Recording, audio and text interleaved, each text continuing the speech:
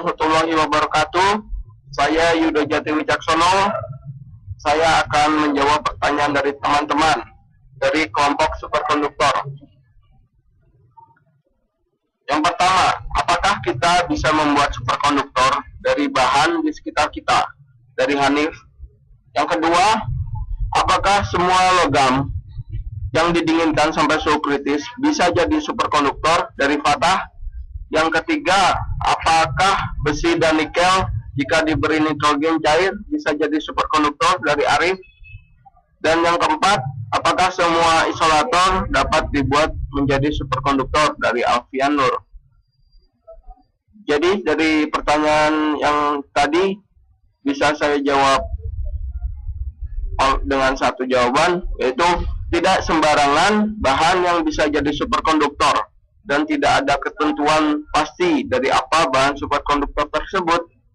Bahan bisa jadi dari isolator, konduktor, atau semikonduktor. Pertanyaan yang kelima, jika bisa, bagaimana caranya? Dari Hanif. Dengan menguji, memberikan perlakuan sehingga bahan tersebut mencapai suhu kritisnya dan menyalurkan arus listrik. Lalu mengetes apakah ada daya yang hilang, apakah efisiensinya 100%. Dan yang keenam, apa bahan superkonduktor yang terbaik? Dari Mahastra. Untuk saat ini, yaitu YBA2CuO7. Kenapa? Yang ketujuh yaitu kenapa sampel YBA2CU3O7 biasa digunakan untuk sintesis superkonduktor? Sebutkan alasannya. Dari Edinar Valian. Karena memiliki suhu kritis yang tinggi, sehingga mudah dilakukan penelitian dan relatif lebih murah harganya. Karena biaya untuk mendinginkannya tidak terlalu besar. Yang kedelapan, yaitu jelaskan bagaimana proses untuk pengujian sintesis superkonduktor dan tujuan dilakukannya uji X-ray diffraction dan VF. Dari Dianata Rahman Yuliansyah. Bahan-bahan yang diperlukan untuk melakukan sintesis bahan sampel BPSCCO223 adalah Bi2O3, PbO, SrCO3, CuO, CaCO3. Langkah-langkah sintesis superkonduktor sampel BPSCCO223 terdiri dari satu, persiapan bahan dengan komposisi perbandingan molar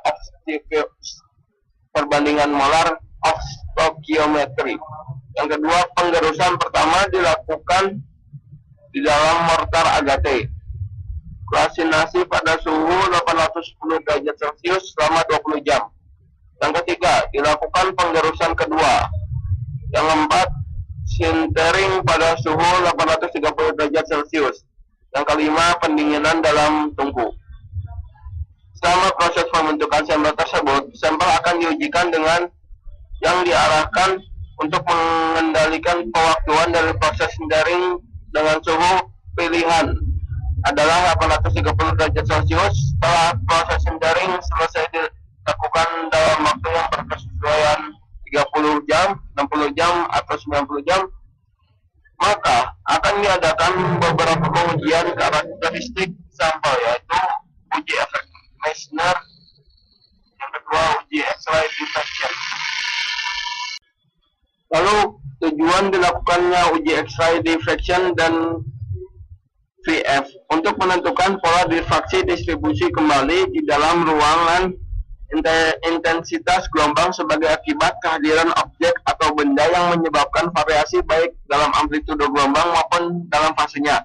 Dengan mengetahui pola diffraksi sinar X dapat dilihat dan dipelajari perkembangan fase-fase yang terbentuk selama proses sebelumnya. Tujuan lainnya adalah menganalisis kemurnian fase dan jenis fase, impuritas, serta untuk menentukan struktur kristal berdasarkan identifikasi intensitas sinar X terhadap sudut 2. Sudut diffraksi 2 diambil dari 4 derajat sampai 65 derajat fraksi volume fase N. Fn dihitung dengan persamaan sebagai berikut. Dengan VF Fn fase N.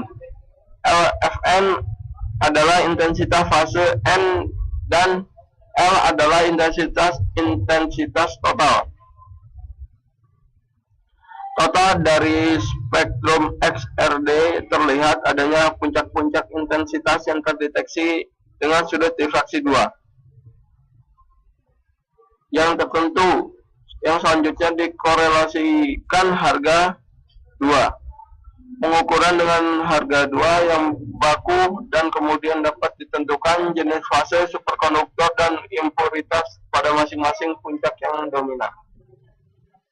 Lalu yang ke-9, apa saja bahan-bahan yang sering digunakan dalam superkonduktor? Adoram Wirahadi, Bi2O3, PbO, SrCO3, CuO, CaCO3. Yang ke-10, apa pengertian sintesis superkonduktor? Dari Isnaini Nora, yaitu penyatuan bahan-bahan tertentu melalui tahapan-tahapan tertentu yang menghasilkan bahan superkonduktor yang bersuhu rendah. Lalu yang ke-11, apakah yang dimaksud dengan mortar agate? Apa kegunaannya dalam superkonduktor? Dari Fatur Rahman, mortar agate digunakan untuk menggerus atau menghaluskan bahan-bahan tertentu. Contoh mortar agate seperti gambar di samping. Apa yang dimaksud dengan molar of stoichiometry? Apa kegunaannya dalam superkonduktor? Dari Fatur Rahman. Pada yang ke-13, proses pembuatan superkonduktor yang pertama, mempersiapkan komposisi awal dengan menggunakan molar of stoichiometry. Yang dimaksud perbandingan pasti, ada sesuatu yang dibandingkan untuk dijadikan acuan. Apa acuan yang dimaksud? Dari Fikrul Jihad. Jadi dari kedua pertanyaan tersebut saya bisa menjawab. Misal, pada sampel YbA2Cu3O7 untuk bisa memperoleh rumus ini harus menggunakan perbandingan molar of stoichiometry. Perbandingannya adalah antara bahan dasar itu sendiri. Perbandingan dicari dari elektron valensi masing-masing bahan.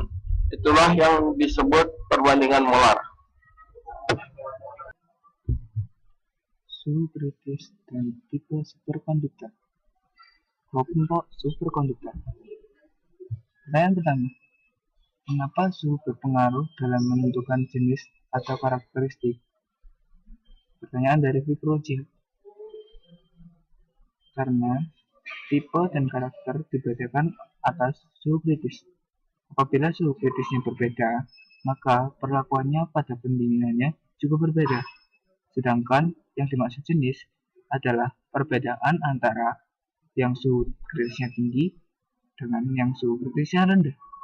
Oleh karena itu, suhu sangat berpengaruh untuk membedakan jenis dan karakteristik.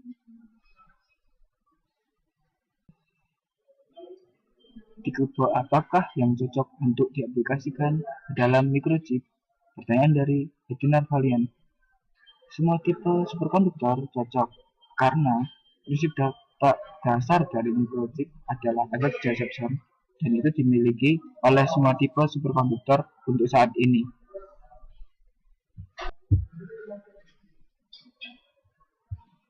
Mengapa medan magnet dapat mempengaruhi suhu kritis atau DC? Pertanyaan dari Aditya Angga Kusuma. Karena medan magnet yang dihasilkan adalah hasil dari bahan superkonduktor yang telah mencapai suhu kritis.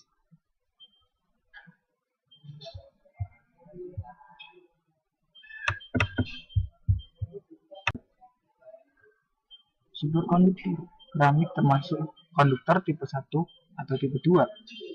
Pertanyaan dari Bendi Zaki. Superkonduktor keramik merupakan superkonduktor tipe yang kedua.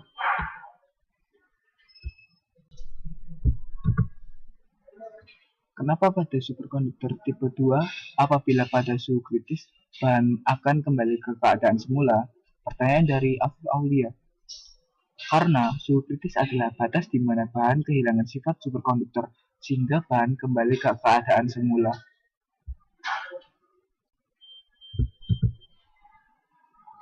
Pertanyaan dari Dendi Zaki.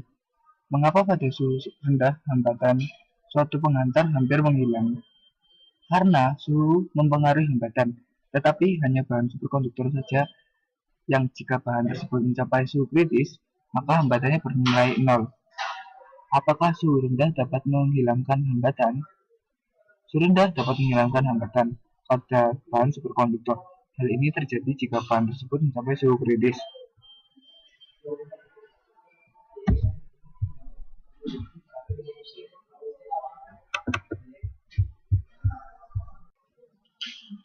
Apa yang dimaksud batas kritis? Pertanyaan dari Farhan A. Laksananda. Batas kritis adalah batas di mana bahan kehilangan sifat superkonduktor sehingga bahan kembali ke keadaan semula.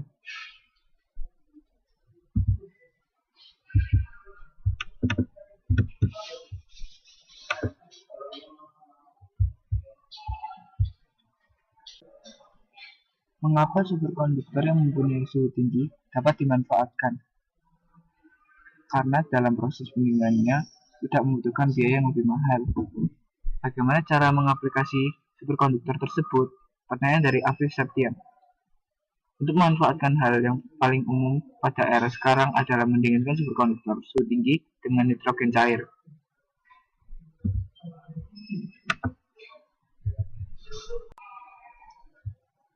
Berapa biasanya suhu pemadaman pada superkonduktor? Pertanyaan dari Afif Aulia. Besarnya suhu pemadaman tergantung pada masing-masing bahan superkonduktor. Apa yang terjadi apabila superkonduktor suhu kritis rendah didinginkan dengan nitrogen cair? Pertanyaan dari Yanuar Alfa. Yang pasti akan menyebabkan kegagalan proses pembentukan superkonduktor.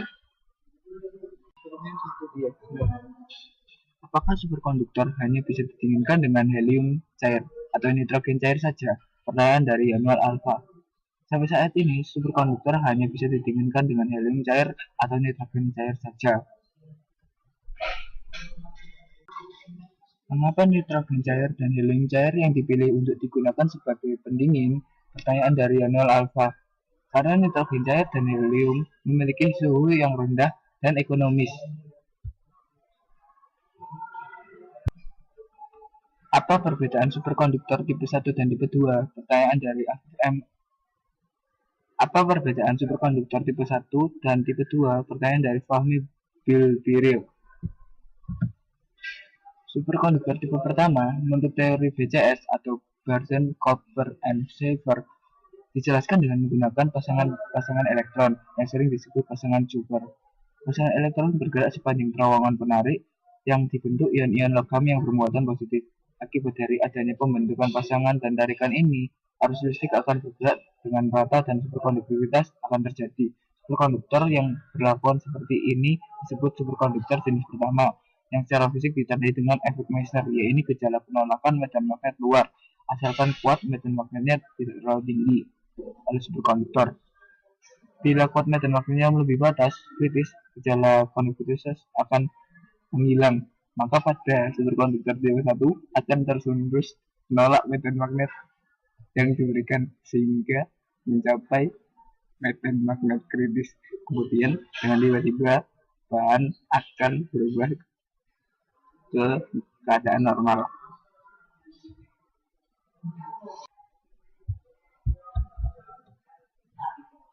Tetapi superkonduktor tipe kedua ini tidak dapat dijelaskan dengan teori BCS, karena apabila superkonduktor jenis kedua ini dijelaskan dengan teori BCS, maka efek Meissner-nya tidak terjadi. Absokov berhasil memformulasikan teori baru untuk menjelaskan superkonduktor jenis kedua ini, yang berdasarkan teorinya pada kerapatan pasangan elektron yang dinyatakan dalam parameter keteraturan fungsi gelombang. Absokov dapat menunjukkan bahwa parameter tersebut dapat mendeskripsikan pusaran atau vortex dan bagaimana medan magnet dapat memenetrasi bahan sepanjang terowongan dalam pusaran-pusaran ini. Lebih lanjut, ia pun dengan secara mendetailkan dapat memprediksikan jumlah pusaran yang tumbuh seiring meningkatnya medan magnet. Teori ini merupakan terobosan dan masih digunakan dalam pengembangan dan analisis superkonduktor dan magnet. Superkonduktor tipe kedua akan menolak bahan magnet yang diberikan, namun perubahan sifat kemagnetan tidak tiba-tiba, tetapi secara bertahap. Pada suhu kritis, maka bahan akan kembali ke keadaan semula. superkonduktor tipe 2 memiliki suhu kritis yang lebih tinggi dari superkonduktor tipe pertama. Alhamdulillah Akbar, saya akan membahas pertanyaan-pertanyaan yang menyangkut tentang sifat superkonduktor. Yang pertama, masalah resistivitas. Apa yang dimaksud resistivitas oleh Farhan Alexananda? Resistivitas merupakan kemampuan suatu benda untuk menahan arus atau kekuatan tahanan pada suatu benda. Lalu pertanyaan kedua, mengapa superkonduktor mempunyai resistivitas 0 dari Fathur-Rahman? Dan mengapa elektron bisa melewati inti atom tanpa hambatan? Pertanyaan dari Mahes. Keduanya dijawab dengan satu jawaban, karena sifatnya yang koheren atau teratur, berpasangan, yang disebut sebagai pasangan Kapper, sehingga saat berjalan tidak ada elektron yang saling bertabrakan, seperti yang terjadi pada konduktor. Oleh karena itu, tidak ada energi yang menjadi panas. Bisa disebut resistivitasnya 0 atau tidak ada hambatan. Berikut contoh video dari Kapper-Pierce. Di situ kita lihat pada bahan superkonduktor, maaf yang barusan itu konduktor, elektronnya tidak berjalan berpasangan, sehingga akan terjadi tabrakan-tabrakan, dan itu yang disebut hambatan. Sedangkan pada superkonduktor, elektronnya berpasangan, sehingga untuk berjalannya dia tidak ada hambatan, disebut resistivitas 0.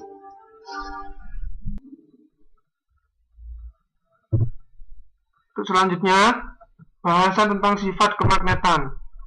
Pertanyaan pertama, apakah contoh dari sifat kemagnetan pada superkonduktor? Oleh Afif M. Nur Fikri. Contohnya adalah efek Meissner. Pertanyaan kedua, kenapa superkonduktor menolak medan magnet? Dari Regina Basyariab. Dan mengapa superkonduktor memunculkan medan magnet yang menolak medan magnet dari luar? Oleh Afif. Mengapa superkonduktor menolak medan magnet? Dari Suradwita. Apa yang dimaksud dari efek tolak-menolak dengan sempurna pada kemagnetan yang bersifat diamagnetisme? Dari Regina. Pertanyaan di atas akan dijawab dengan satu jawaban. Karena sifat dari superkonduktor yaitu bersifat diamagnetisme sempurna.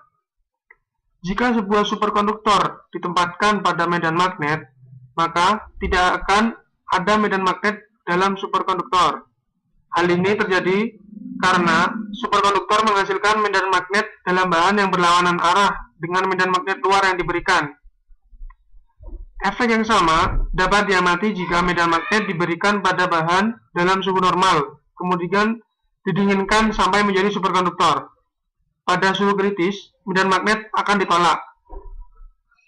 Efek ini dinamakan efek Meissner. Seperti ini contohnya. Di sini terdapat superkonduktor, dan yang merah di sini adalah medan magnet. Di sini terlihat medan magnet ini akan ditolak oleh bahan superkonduktor. Disinilah sifat dasar dari bahan superkonduktor yang disebut efek Meissner. Untuk efek Meissner dijelaskan di slide selanjutnya.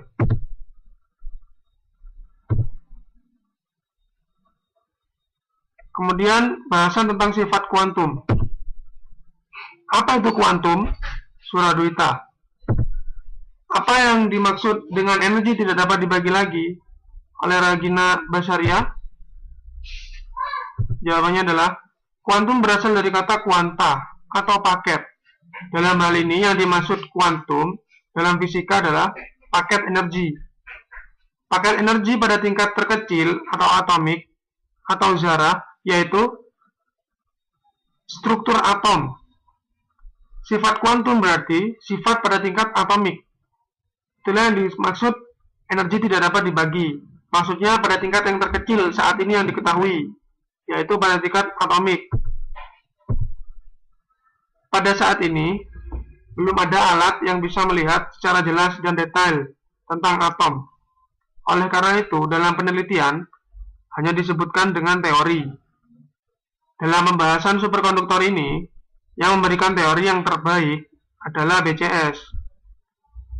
Masalah yang belum terselesaikan sampai pada saat ini adalah bagaimana sifat partikel dalam atom bahan superkonduktor yang sebenarnya terjadi.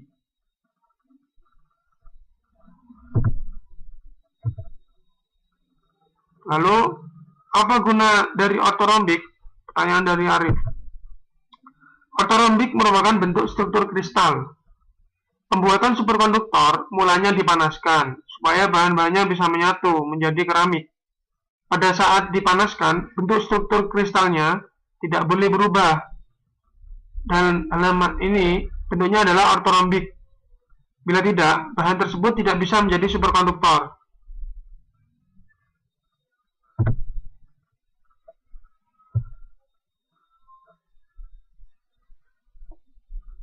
Bahasan selanjutnya adalah tentang efek Meissner dan efek Josephson.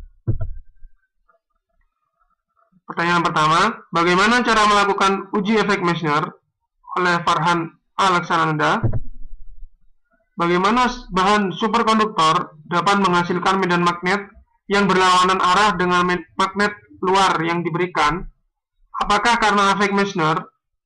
Jelaskan cara kerjanya oleh Aditya Angga.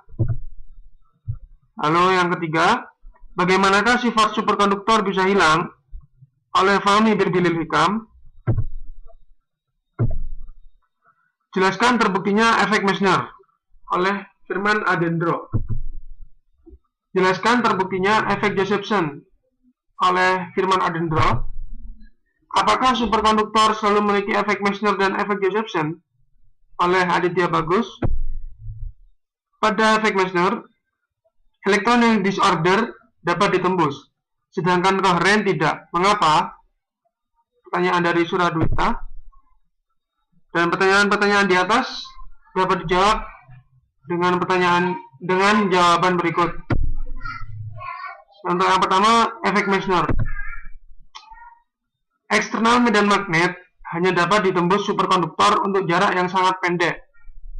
Elektron yang disorder tidak beraturan dapat ditembus medan magnet, sedangkan yang koheren atau beraturan tidak dapat ditembus medan magnet. Pada superkonduktor, elektronnya koheren, beraturan, sehingga sulit ditembus medan magnet. Elektron yang koheren ini berupa pasangan koper yang tadi sudah diperlihatkan videonya.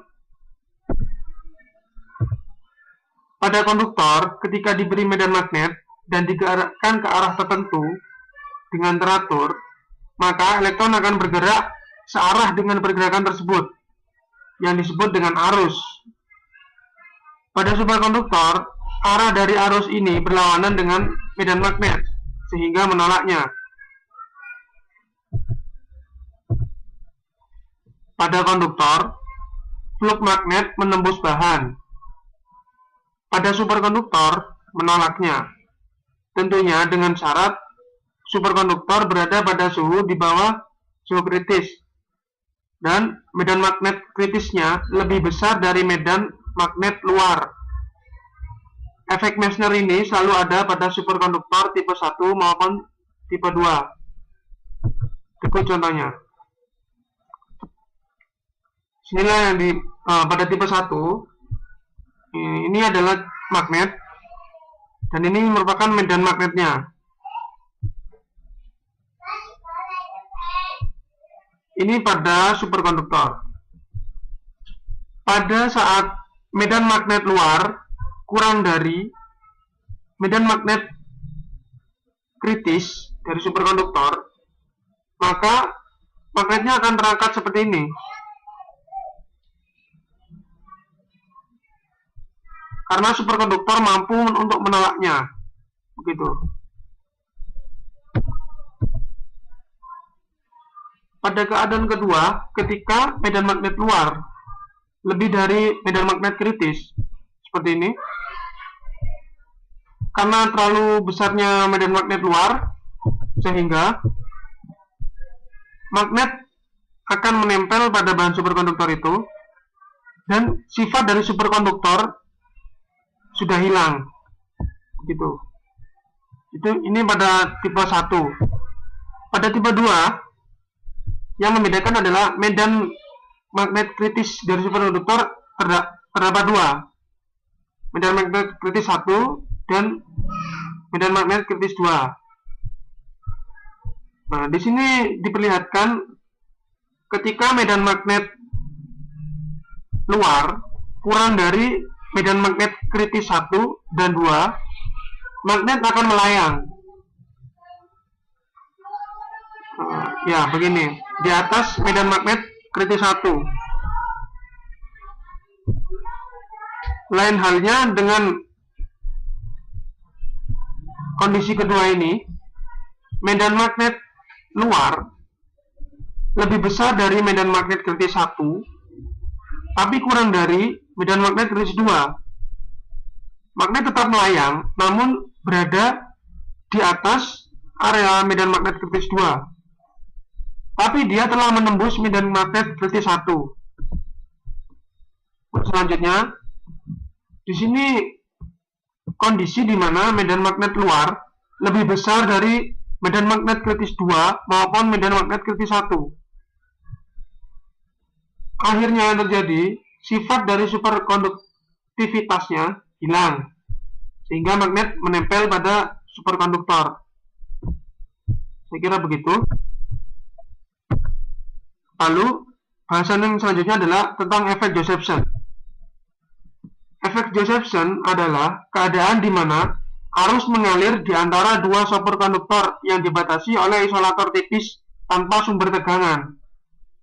Pada superkonduktor, elektron bersifat koheren atau teratur, berpasangan yang disebut pasangan Cooper. Karena sifatnya yang koheren, walaupun tanpa dialiri sumber tegangan, pada superkonduktor memiliki arus, karena tidak ada hambatan. Hambatan sendiri terbentuk ketika elektron disorder, sehingga elektron itu akan saling menabrak dan menimbulkan panas. Hal ini terjadi pada konduktor. Efek Josephson ini selalu ada pada superkonduktor tipe 1 maupun tipe 2. Sekian dari saya. Assalamualaikum warahmatullahi wabarakatuh. Assalamualaikum warahmatullahi wabarakatuh. Saya Dimas Dir ID dari kelompok superkonduktor akan menjawab pertanyaan teman-teman tentang manfaat dan kegunaan superkonduktor. Silakan menyaksikan. Pertanyaan pertama dari Dendi Zaki Ridwan. Kenapa kereta maglev menimbulkan kebisingan? Apa penyebabnya? Jelaskan. Karena kecepatan kereta yang sangat cepat sekali, sehingga menimbulkan gesekan antara badan kereta dengan udara di sekitarnya. Pertanyaan kedua dari Afif Aulia Rahman. Sewaktu presentasi materi magnet, MRI merupakan salah satu aplikasinya, dan superkonduktor juga MRI. Apa hubungan kedua jenis bahan tersebut dalam MRI? Jika dalam pernyataan di presentasi superkonduktor menolak medan magnet, sebenarnya tidak ada hubungan keduanya, tetapi keduanya ada dalam MRI. Superkonduktor terdapat pada MRI scanner.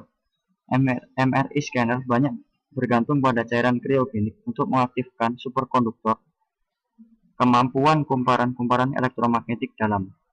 Meskipun cairan kriogenik yang digunakan adalah non-toksik, sifat fisik mereka hadir pada bahaya tertentu. Sedangkan magnet untuk memancarkan medan magnet ke dalam tubuh untuk mendeteksi kandungan air dalam tubuh. Pertanyaan ketiga dari Afif Septian. Apakah manfaat superkonduktor jika dipakai dalam bidang industri? Dalam dunia industri transportasi, bahan superkonduktor sebagai kumparan elektromagnetik yang menggerakkan kereta maglev dalam dunia industri. Kemudian dalam dunia industri kesehatan, bahan superkonduktor juga sebagai kumparan elektromagnetik MRI yang tujuannya untuk menghasilkan medan magnet yang sangat kuat yang mengakibatkan atom hidrogen dalam lemak tubuh dan molekul air akan mengambil energi dari medan magnet yang kemudian dapat dideteksi oleh instrumen khusus. Pertanyaan selanjutnya dari Adoram Wirahardi. Dalam MRI Anda mengatakan instrumen khusus. Apakah yang dimaksud instrumen khusus yang dimaksud? Contoh instrumen khusus itu adalah layar LCD, meja, dan lain-lain. Kemudian, apakah ada aplikasi lain dari superkonduktor selain dari yang Anda sebutkan? Sementara ini masih belum ada. Kemudian pertanyaan dari Biril. Mengapa kereta maglev dapat melaju dengan kecepatan tinggi? Karena tidak ada gesekan yang ditimbulkan dalam pergerakannya selain dengan udara. Pertanyaan selanjutnya dari Mahes. Bila mana superkonduktor sangat baik untuk digunakan, mengapa tidak semua elektronika menggunakan superkonduktor? Pertama, saat superkonduktor berada pada suhu kritis, superkonduktor sangat baik untuk digunakan. Kedua, karena superkonduktor dalam proses perkembangan dan sulit untuk mempertahankan suhu kritis. Pertanyaan selanjutnya dari Muhammad Fatah. Apa sebabnya kereta maglev bersuara bising? Karena sangat cepat, sehingga gesekan antara udara dengan badan kereta. Kemudian pertanyaan dari Ali. Apa guna kabel transmisi sebagai media penyalur, bisa penyalur arus, gelombang, dan lain-lain? Kemudian pertanyaan dari Indri, apa keistimewaan superkonduktor suhu kritis tinggi sehingga masih dikembangkan?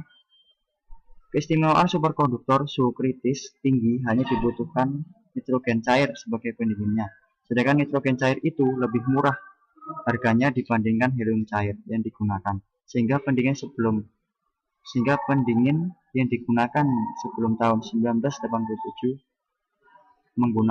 mengeluarkan biaya yang sangat banyak, sehingga biaya pengeluaran tidaklah terlalu banyak pada masa kini yang menggunakan nitrogen cair. Pertanyaan selanjutnya, apa arti dari generator yang terbuat dari superkonduktor memiliki efisiensi 99%? Generator yang memakai, artinya menurut saya, generator yang memakai superkonduktor hanya kehilangan daya yang sangat sedikit. Dan selanjutnya dari Nora, apa contoh superkonduktor tipe 1? Yaitu kawat merkuri bersuhu 4,2 Kelvin.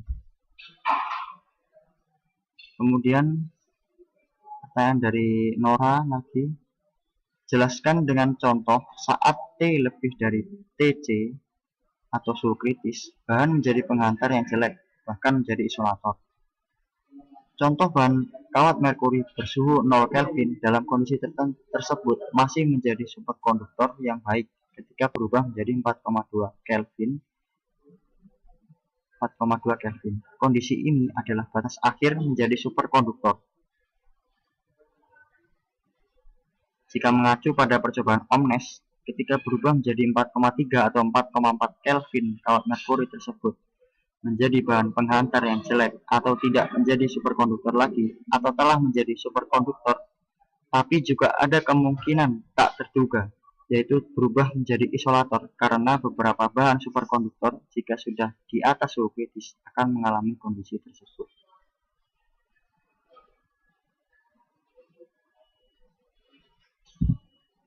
Dan selanjutnya dari Hanif. Bagaimana cara mengukur suhu kritis superkonduktor? Dengan cara mengetes apakah ada daya yang hilang. Apakah efisiensinya dapat 100% atau 99%. Kemudian pertanyaan dari Fatah. Suhu pemadaman dapat merusak superkonduktor. Apa superkonduktor yang rusak bisa memiliki sifat superkonduktor seperti semula? Bisa, jika bahan tersebut mencapai suhu kritisnya lagi. Pertanyaan selanjutnya dari Ali. Berapa suhu batas yang bisa merusak superkonduktor? Suhu pemadaman bahan tersebut tergantung pada bahan apa yang digunakan.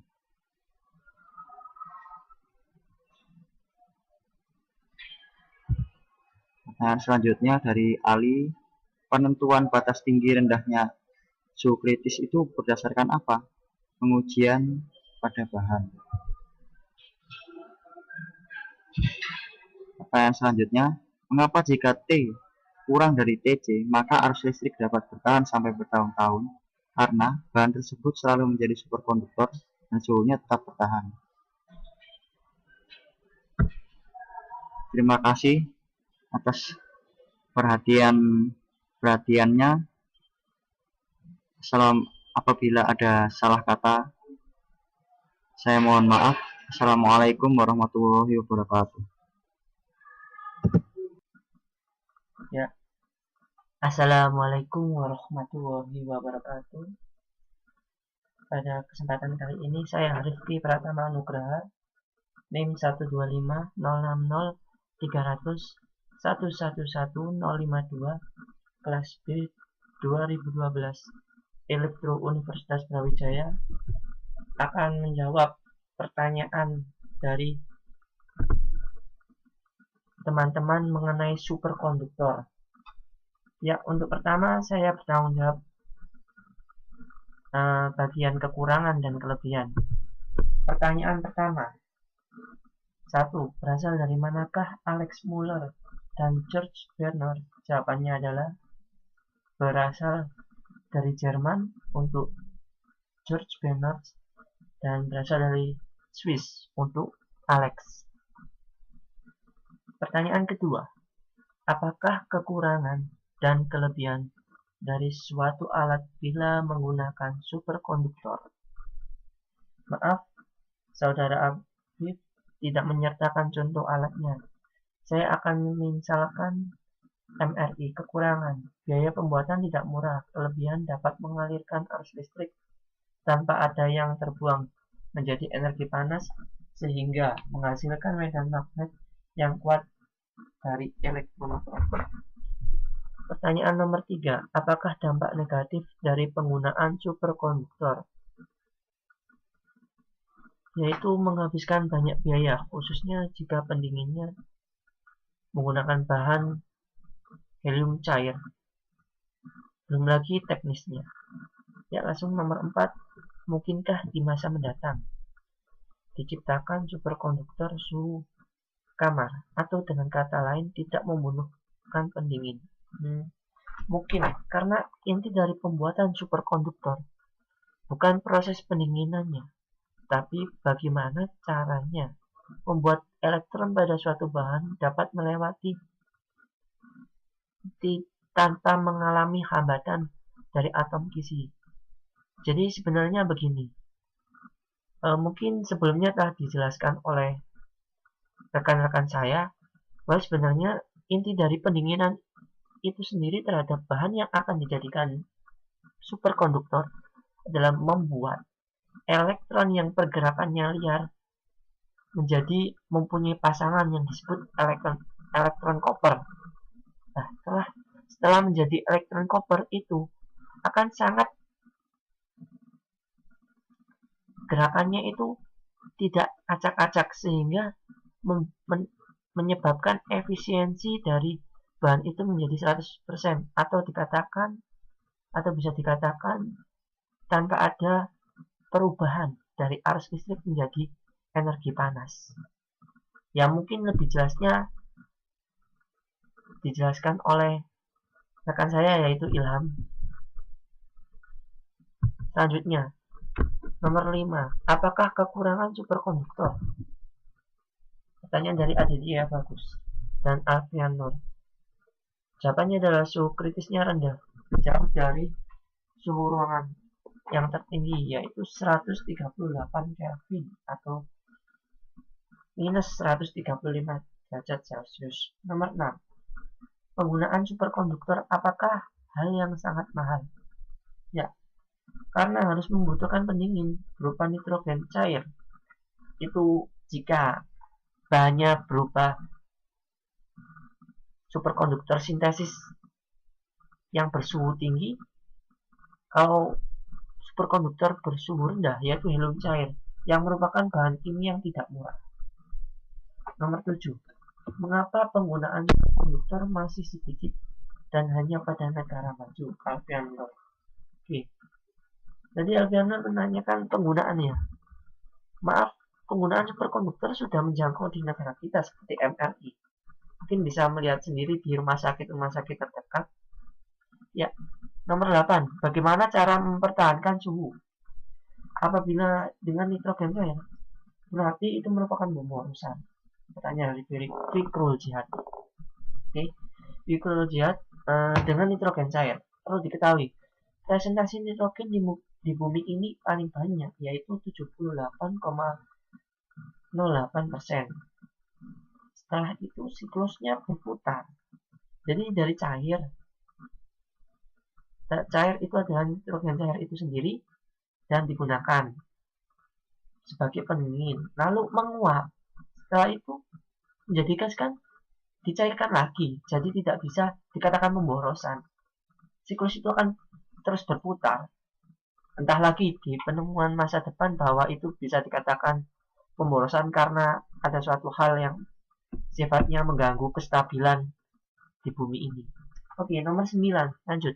Apabila superkonduktor ditemukan pada 1912, lantas merkuri, rumus kimianya Hg, yang ditemukan pada 1911 bisa dikatakan bahan superkonduktor.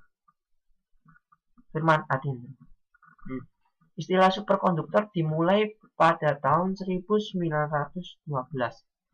Namun sebenarnya merkuri Hg juga merupakan bahan superkonduktor yang pertama kali diuji cobakan. Ini bisa dipahami langsung. Pada 1911 belum ada istilah didinginkan pada suhu tertentu. Belum ada istilah superkonduktor. Istilah itu ada pada saat menemukan bahwa merkuri yang didinginkan pada suhu tertentu bisa menghasilkan bahan yang bisa mengaliri arus, tapi tanpa hambatan. Kemudian muncullah istilah superkonduktor. Oke, terus selanjutnya adalah lanjutan suhu kritis dan tipe superkonduktor. Ya, saya akan melanjutkan dari pembahasan yang dibahaskan oleh rekan saya, yaitu Yakin. Nomor 19 langsung, karena sebelumnya nomor 18 saudara Yakin. Suhu pemadaman dapat merusak superkonduktor. Apa superkonduktor yang merusak bisa memiliki sifat superkonduktor seperti semula? Bata. Tentu bisa. Jika bahan tersebut mencapai suhu kritisnya lagi. Kenapa harus sampai suhu kritis? Karena pada suhu tersebut akan terbentuk pasangan elektron yang disebut koper. Ya, sekali lagi itu sudah dijelaskan di rekan saya yaitu Ilham. Dan hal itu yang dapat mengakibatkan aliran arus listrik lancar pada bahan tersebut sehingga dikatakan sebagai superkonduktor. Nomor 20, berapa suhu batas yang bisa merusak superkonduktor? Pertanyaan dari Ali. Suhu pemadaman bahan tersebut tergantung bahan yang digunakan.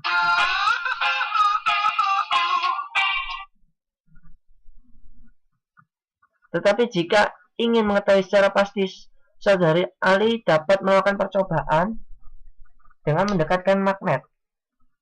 Ya, mungkin untuk magnetnya itu dikasih yang sedang saja ya, karena ditakutkan tidak, karena magnet terlalu besar itu juga tidak baik dalam percobaan ini. Oke, lanjutnya, jika didekatkan dengan superkonduktor masih ada dorongan, berarti masih dalam suhu kritis. Tapi jika berkurang dan lama-lama hilang, bisa dikatakan tepat hilangnya itu adalah batas suhu kritis. Penentuan batas tinggi rendahnya itu berdasarkan apa? Pertanyaan Ali. Oke, pengujian pada bahan banyak cara, bisa dengan mengalirkan arus listrik. Setelah dialirkan itu nanti ternyata efisiennya 100%, berarti itu sudah mencapai suhu kritis. Mendekatkan medan magnet seperti di atas dan sebagainya. Nomor 22. Mengapa jika T kurang dari TJ maka arus listrik dapat bertahan sampai bertahun-tahun? Ya, karena bahan tersebut selalu menjadi superkonduktor dan suhunya tetap bertahan, yaitu T kurang dari Tc. Ya, sekian dari saya. Jika ada kurang dan kesalahan, mohon dimaafkan dan diberi saran kembali. Wassalam.